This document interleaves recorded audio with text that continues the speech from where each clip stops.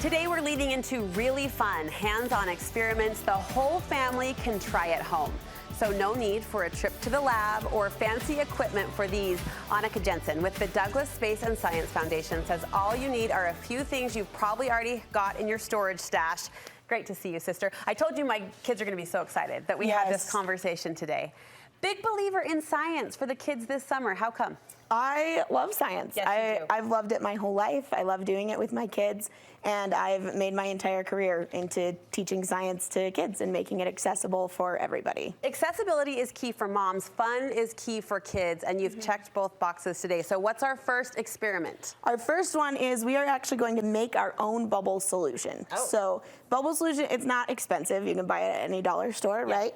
But I found it's kind of hit or miss if it's actually good solution or not. That's true. And sometimes you can't make it to the store. So we're gonna learn how to make our own. What's the recipe? It takes 2 ingredients for a basic solution. I've already put water in our containers. This one's for you. This one's for me.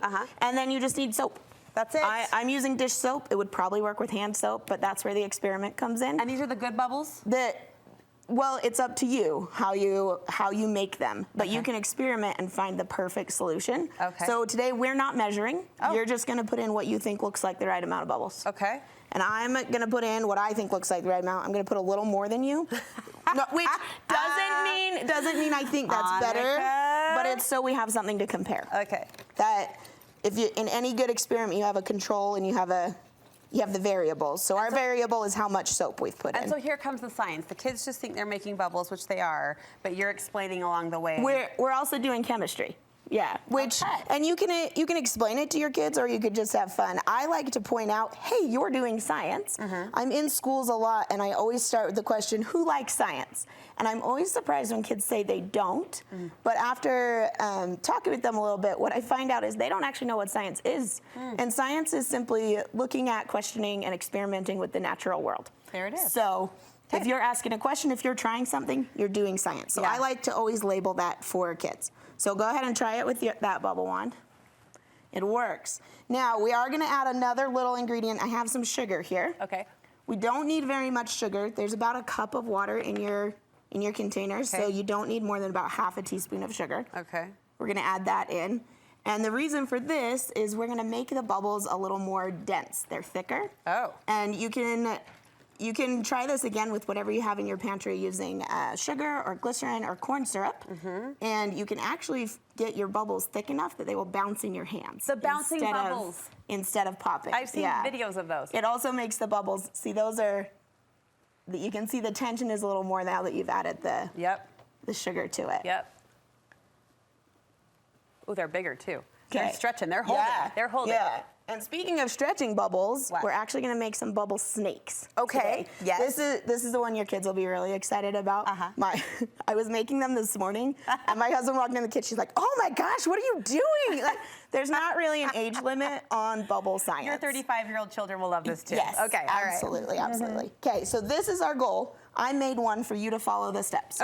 So literally all we're using is a bottle that I cut the bottom off of and a sock. Thank you. And if you are a normal mom, you have a lot of mismatched socks in your house. Have you figured out the scientific reason behind that? The dryer eats the left sock. Isn't that the answer? You heard it here from a professional. All right. It eats every left sock that ever comes into our house. All the way down? Yeah, all the way down. Okay. Now, we're using fat bottles, so our socks are fitting pretty snugly. But if your sock bottle ratio isn't holding the sock in place, you can just use a rubber band or a piece of tape. But that's super secure. So now, this is your new bubble wand, basically. You're going to set it in the solution, let it soak up for a second. We're going to get a little messy here. Just so embrace that on Studio 5. I don't know if Jeff would say it as enthusiastically as I just did, but yeah, we do. Now, we've changed our control and variable because you added sugar and I didn't. So we'll see if it affects our snakes. So stay over your container. If you're outside, you can do it wherever. Let it go. And you're just going to blow into the bottle. Come on. That's fun. You're right, no matter how old you are. Super satisfying. And another element of the experiment is you can change how fast you're blowing. So if you blow really fast, you'll get a good snake. If you blow slow, you're going to end up with a big ball of bubbles. The best. But either way, like the best. now you have a whole bunch. And if you do it into a water table or somewhere that will catch it, you can just play in them. You've got another extra bonus then your activity. Kid's getting a shower, Okay. like all in one. They're scrubbed clean. Yeah. See, Annika's making our summer so many benefits to science. Anything else here? We're running close on time. Oh no, good. We can move on. What's next? So speaking of water tables or pools or just a long cold bath, this is just a really basic density experiment. Okay. So it's called sink or float. Okay. And you just find whatever you want and see if it'll sink or float. Isn't it fun that I know instantly which one of my children would love this the most? Like when you start to know how their brains work, you know? Yeah. Okay, so styrofoam. So do you think it will sink or float? I hope it floats. Let's test my intelligence here. Okay. Tennis ball. Sink? Float! Floater! You learned something. I did. Golf ball going down. Tennis ball is mostly full of air. Okay, there you go. Cool. Yep. All right. Give us one more before we say goodbye, Annika. Okay, this is painting with bubbles. So pick a color really quick. Yeah. Stick it in your bubble solution. Oh, we and can this paint one, with bubbles? Oh, I might have brought empty paint. That's okay. I got I brought what I had at home. That's what we do. That's what happens. How much? Just a squirt? As much as you want. Oh, okay. We're experimenting. Okay. Yeah. Then use your straw and, there we go. Mix it up. And then this one you want to do, you can do it with a bubble blower over there. But if you're doing it with the straw, my kids like to make bubbles in their milk. So, and I'm like, stop. This is permission to blow. Just go. So you're going to blow bubbles on your paper. Because now, and don't inhale. Oh, That's why you got to watch the little kids. Right. That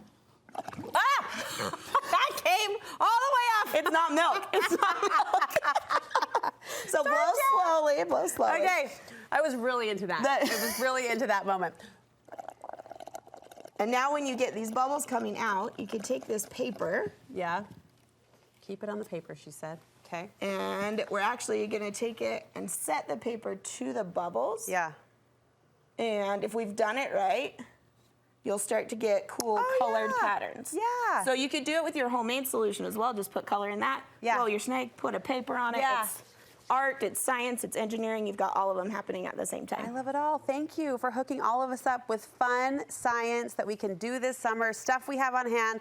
We love you for that. You've got great camps coming up this summer, too. We do, yeah. They actually start next week. We'll run 7 weeks of camps for kids ages 5 to 15. Is there still openings? There are. Wow. Yes, and we have a special discount code for your viewers. If they enter Studio 5, it's $50 off of any camp. Thank you for that. And I know you have a lot of families watching, so if you sign up more than one kid, it's 10% off every subsequent kid. Oh, fantastic. So sending a lot of kids to camp can be a lot. Thank you for that. Studio 5 for $50 off, and take note of that multiple kid discount, which does make it more approachable and affordable. We love it. Thank you, Annika, very much. Happy summer.